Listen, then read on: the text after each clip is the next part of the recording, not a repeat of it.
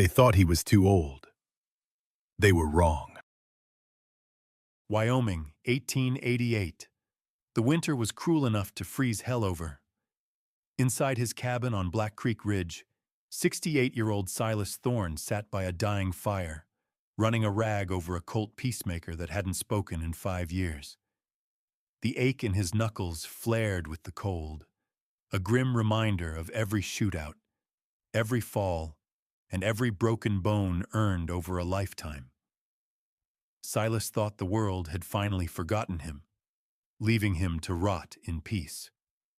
But a sudden heavy thud on the oak door told him otherwise. The past never truly leaves.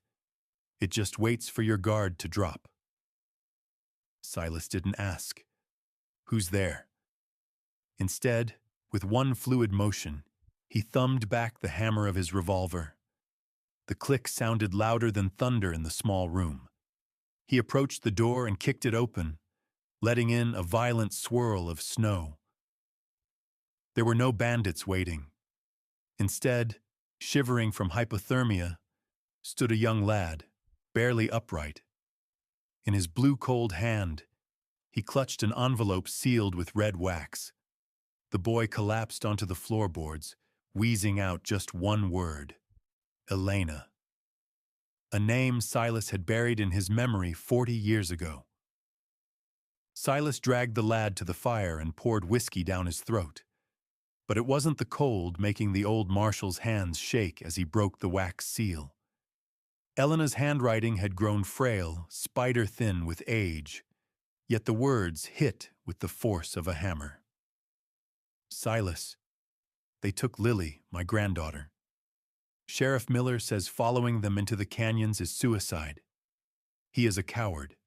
You are the only man the devil himself is afraid of. The Ironhead gang took her west, toward Dead Man's Pass. If there is anything left of the man I once loved, bring her home. Silas folded the letter carefully and tucked it into his breast pocket, right over a heart he thought had turned to stone years ago. The ache in his joints didn't vanish, but now it had a purpose. He moved to a heavy wooden chest and withdrew his Winchester Model 1873, the rifle that won the West, or at least the bloody parts of it. He checked the action methodically, feeding heavy .44 caliber rounds into the loading gate. Next came his heavy buffalo hide coat. He wasn't packing for a journey. He was putting on armor. Leaving the messenger boy to sleep by the fire, Silas stepped out into the roaring white void. The wind hit his face like a sandbag. Most men couldn't find their own barn in weather like this, but Silas read snow like others read a morning newspaper. A mile west, by a frozen creek bed, he found it. Deep, uneven ruts in the drifts. The horses were riding heavy. He counted 5 riders. The trail was fresh, maybe an hour old, but the blizzard was burying it fast. There was no time to think.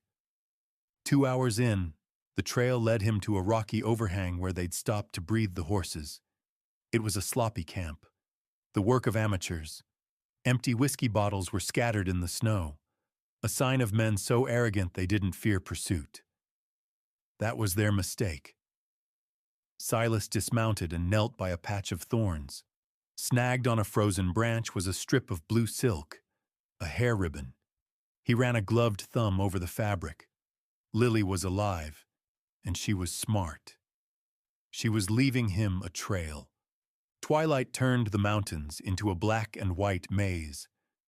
Ahead, at the canyon mouth, a fire flickered. They had camped in the Stone Sack, a box canyon that offered shelter from the wind but was a death trap for the unwary. Silas lay prone in the snow on the ridge, looking down. 5 men. The girl was by the wagon, alive. They had a sentry, but he was warming his hands by the fire, back turned to the dark. Fools. Silas knew if he fired now, a stray bullet could hit the child. He needed to smoke them out, like foxes from a den. The wind was blowing straight into the canyon. Perfect. Silas crawled back from the ridge, silent as a ghost. He gathered dry sagebrush near the canyon mouth, their only exit. One spark from his flint and steel was all the wind needed. Within a minute, a wall of fire and smoke, driven by the gale, crawled straight toward the camp, choking off escape. Below, the horses screamed in terror, tearing at their tethers. Panic seized the camp. Men scrambled for rifles, blind to whether the threat was fire or man. Silas settled his cheek against the cold stock of the Winchester. He didn't aim for the leader. Not yet. He put his sights on the man nearest Lily, the one holding a knife. A slow breath out. The shot tore through the night air. The bandits fired blindly into the dark, wasting lead on shadows. Silas didn't answer. He levered a fresh round into the chamber, the metallic clack-clack sounding like a gavel coming down. As the smoke drifted, he stepped into the light, a towering shape in bare fur, like the mountain spirit itself. "Drop 'em, sons!" His voice was low but cut through the chaos like a knife. "Or you all stay here to feed the wolves." The leader, Ironhead Jack, snarled and raised his pistol. He was fast, but Silas was ready. A second shot roared. Jack fell face first into the snow, trigger finger still slack. Dead silence followed. The three remaining men looked at their fallen leader, then at the wall of fire behind them, and finally at the black bore of the Winchester staring into their souls. One by one, their revolvers dropped into the snow. Silas lowered the rifle.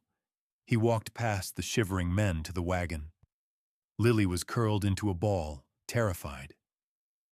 Silas didn't say much. He just took off his heavy buffalo coat and wrapped it around her small shoulders. "It's over, child," he grunted. The ride back took 2 hard days. When they rode up to Elena's homestead, she was already on the porch, waiting. Silas lifted the girl down, and she ran into her grandmother's arms. Elena looked over the girl's head at the old marshal, her eyes wet. She started to speak, but Silas just touched the brim of his hat. The debt was paid. Without a word, he turned his horse toward the high country and rode back into the winter he belonged to.